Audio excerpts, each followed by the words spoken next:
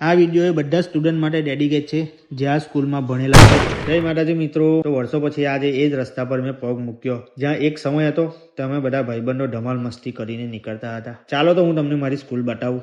અંદર પગ મૂક્યો એટલે ચારે બાજુ સન્નાટો સન્નાટો. એક સમય હતો જ્યાં સ્ટુડન્ટના અવાજથી આ ક્લાસરૂમો ગુંજી ઉઠતા હતા. એ જગ્યા આજે એકદમ શાંત છે. ક્લાસરૂમની હાલત પણ બધી જઈને ત્યાં છે ને હું આવી ગયો છું મારા 9મા ધોરણના ક્લાસની અંદર. આ જગ્યા પર હું બેસતો હતો એટલે અમે લડાઈ ઝઘડાઈ બહુ કર્યા, માર બી બહુ ખાધો સાહેબનો. અને હું જઉં છું હવે મારા 10મા ધોરણના ક્લાસ બાજુ. ફાઇનલી મિત્રો આ છે મારા 10મા ધોરણનો ક્લાસ, મારો ફેવરેટ. જેવો ક્લાસની અંદર ગયો તો તમને તો સુમસાન લાગે છે, પણ મને એવું લાગતું હતું કે હજુ પણ અમે મસ્તી કરીએ છીએ અહીંયા આગળ. ને આ જગ્યાએ મિત્રો મારી બેન્ચીસ હતી જ્યાં હું બેસતો હતો. આ રૂમ સાથે અમારી ઘણી બધી યાદો જોડાયેલી છે મિત્રો. મેં અને મારા ભાઈબંધો આટલે બેસતા હતા ને આ બાજુ બધી છોકરીઓ બેસતી હતી. ખરેખર મિત્રો ક્લાસરૂમની આવી હાલત જોઈ ને મારી આંખો નમ થઈ ગઈ. ચારે બાજુ સુમસાન છે, દિવાલો તૂટી ગઈ છે. સાચું કહું મિત્રો તો આ ખંડેર દિવાલ પણ મને હવે પૂછે છે કે ક્યાં ગયા તમારા બધા મિત્રો અને ક્યાં ગઈ તમારી બધી મસ્તી.